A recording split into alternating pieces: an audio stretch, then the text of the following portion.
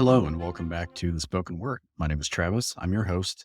And today we will begin our journey of getting the story in broad strokes of the entire Bible. So we're going to start at the very beginning of the Bible and the very beginning of, well, according to the Bible, everything, at least everything that matters. So we will be turning to Genesis chapter 1 and Genesis chapter 2, kind of those first two pages that you'll find in your Bible if you have one. So I would encourage you to, on your own time, go and read through both of these chapters just at your own pace and see if you begin to get a picture of what kind of a world this draws a picture of. Because that's one of the biggest things I want to bring out of here is this is going to set the stage for the problem that's going to be introduced in our next podcast. And that is going to kick off the entire story of the rest of the Bible that finds its conclusion at the very end. So here, what I want you to hear is that this is the story of God making a wonderful place with a really unique aspect. God's space and our space are together in this world. The story that we'll see in our next episode will be the story of those two places being torn apart. And the stage is set to see what God is going to do about that problem. Okay, so I want you to think about the entire story of the Bible as the story of God's space and our space being brought back together. I didn't coin that term. I just want to give a little shout out to the guys over at the Bible Project for kind of giving me that framework to think about these things in. So I would highly recommend that you go check out their stuff as well. But with that, let's dive in. So in Genesis chapter 1 and chapter 2, we see two separate narratives. In Genesis chapter 1, we see it start off with just this simple verse. It says, "In the beginning, God created the heavens and he created the earth." And then it gives details about what the earth was like. And then God starts calling things into existence. He starts saying things like, "Let there be light," and there was light. So God speaks things into existence. And this speaking happens over a course of 6 days when all of the world is completed. And then if you read the very first part of Genesis chapter 2, I'm really not certain why they're separated like this, but the first 3 verses of Genesis chapter 2 are really the conclusion to Genesis chapter 1. So I don't know why break was put there by the folks that took these original scrolls and decided to put chapter and verse markings on everything, but that's the story. There's 6 days of creation, and then on the 7th day, God rests from his work and he declares it holy. Okay, so that's basically this first story. And then the second story is in Genesis chapter 2. And that details more in a nitty gritty kind of fashion, the creation of humans specifically.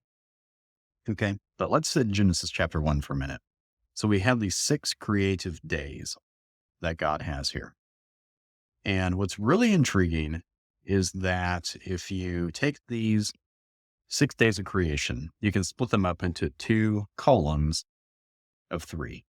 So days 1 through 3 in one column, days 4, 5, and 6 in another column.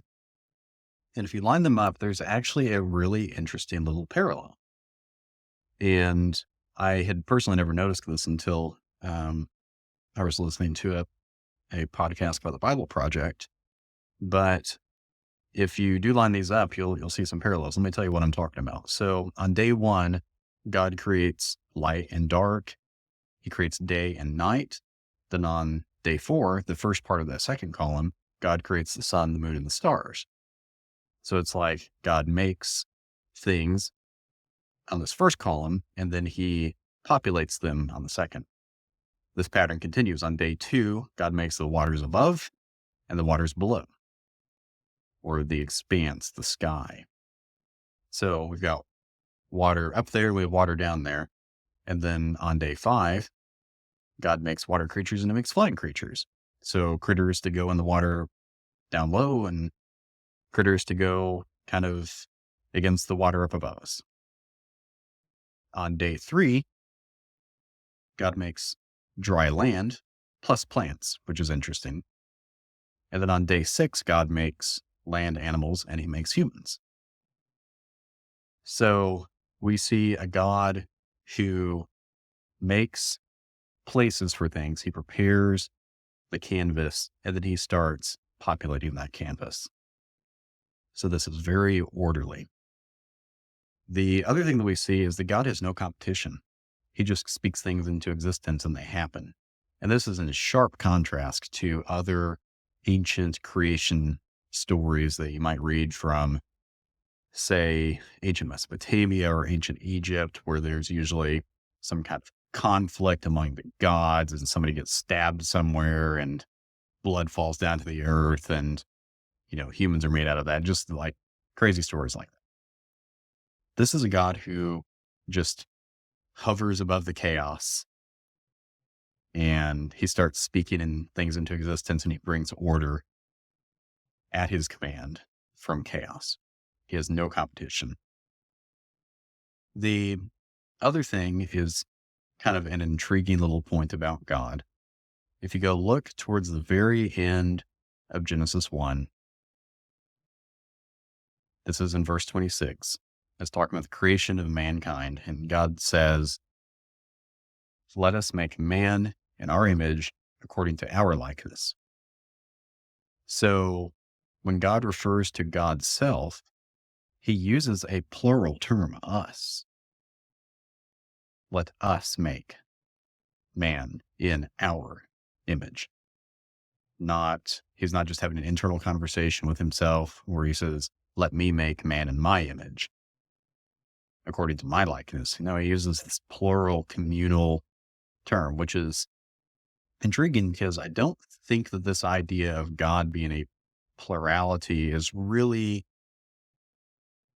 dwelled upon much in the Old Testament. There is maybe some kernel of an idea because one of the most common words used to refer to God in the Old Testament is this Hebrew term, Elohim, that is basically by definition plural. So I don't know if that's still being preserved there, but generally speaking, God is not thought too much about as a plurality, but he is here in Genesis 1. So obviously, God is without competition. He's a plurality, evidently. He's very orderly and he provides for things. So even here in this very first chapter of the Bible, we kind of start to see development of the main character of the Bible, God. And we begin to see the good world that he made. So God creates all these things and on day 1, he creates light and dark, day and night, and he says, that's good. Then he goes to day 2 and he makes other things and he says, that's good. Day 3, 4, 5, 6, so on. When he gets down to the very end, it says that God looked at all that he had made and he called it very good. So this is an exquisite world that God has created. The other thing that I want to see here is some details about humanity. We'll talk more about this in Genesis chapter 2, but we can pick some out here in Genesis chapter 1. We can see that God has taken one of these critters that he's made, one of these creatures that he's called mankind, and he's done something very special with them. He's made them in his image. The idea of an image there is basically the same Hebrew word that is used for an idol. So if you have, some god of Egypt, and then you go over to the British Museum and you see a little idol of that god or something, or a little statue, it's like a visible, tangible representation of this God. So humans are looked at as the visible, tangible representatives of God on earth. That's what an image is. The other thing that we see is that we share a lot with these other animals. So I'd mentioned that on day 3, God makes the dry land plus plants and that was interesting. Well, it's because of this. If I asked you whether or not plants were alive or not, you would probably look at me like I had grown, a third ear or something. But like, of course, plants are alive, Travis. They're biological life, right? They use energy. They can reproduce after themselves. What are you talking about? Well, this is one of those instances where coming out of the Bible with our own cultural narrative is going to skew the story a little bit, because plants are not referred to as living creatures according to the Bible. On day 6 and on day 5 as well. So on day 5 and 6, we have the water creatures with the flying creatures. On day 6, we have the land creatures and the humans that are made. The terms for creature, for like living thing, and for a lot of other nuances, but basically the idea is like living things, is a word called nephesh. So your nephesh, your dog is nephesh, your cat is nephesh, your fish is nephesh, your bird is nephesh, but your grass is not nephesh. Your houseplant is not nephesh. So the Bible kind of uses plants almost just like they're part of the earth. They're just a thing the earth has, just like rivers and valleys and mountains, and it has vegetation, it has plants. It's just something from the earth. And it belongs over there in that first column of there just being a place for things.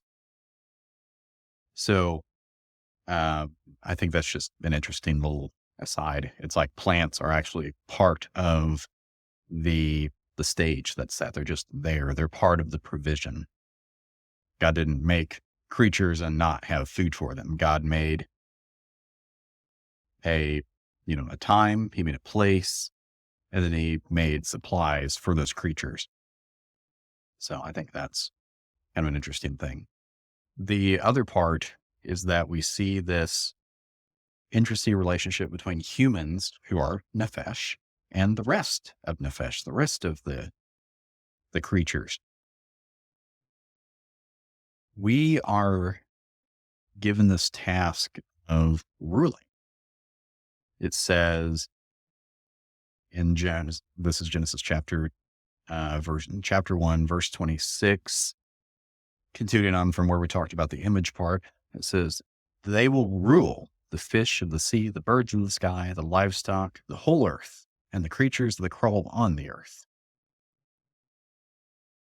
And if you go on down to verse 28, it says, God created them, and he said to them, be fruitful, multiply, fill the earth, and subdue it.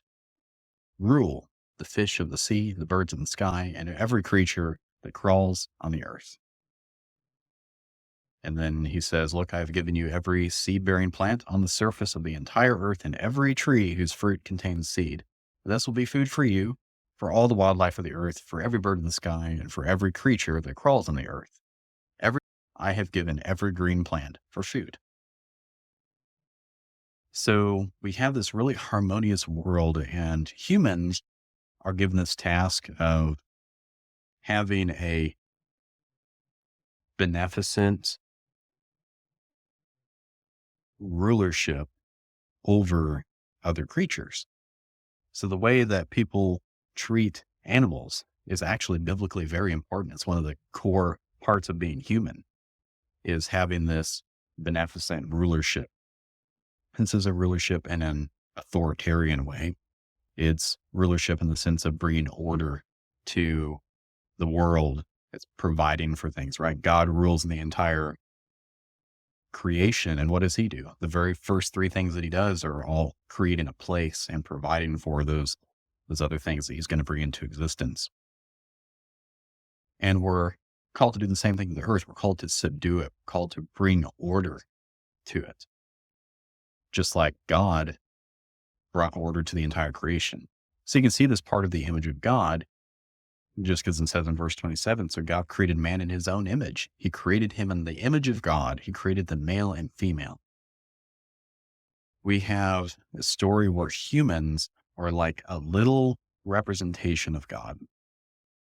God is creative, so we're creative. God is beneficent, so we are to be beneficent. God provides, so we are to provide. So that is the relationship that we see here between God, between creation, between humanity. So then things get even more interesting.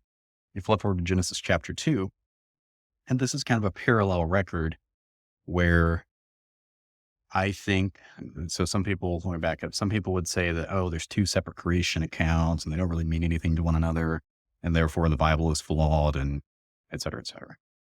I don't think that's the case. I think that the parallel accounts that serve two different purposes.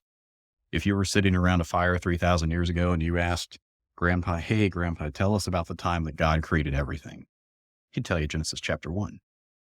If you said, hey, Grandpa, tell us about the first humans, then he would tell you Genesis chapter 2. That's my own conjecture, but these stories are complementary. Genesis chapter 2 just kind of summarizes the entire happening of creation. It just starts off in chapter 2, verse 4, and says, these are the records of the heavens and the earth concerning their creation. And it kind of talks about the state of the world, and then it jumps right to the point that God is creating humans. And he says, then the Lord God formed the man out of the dust of the ground and breathed the breath of life into his nostrils, and the man became a living being. So God gets very personal, very hands-on with forming this creature. He forms this man out of the dust of the ground. He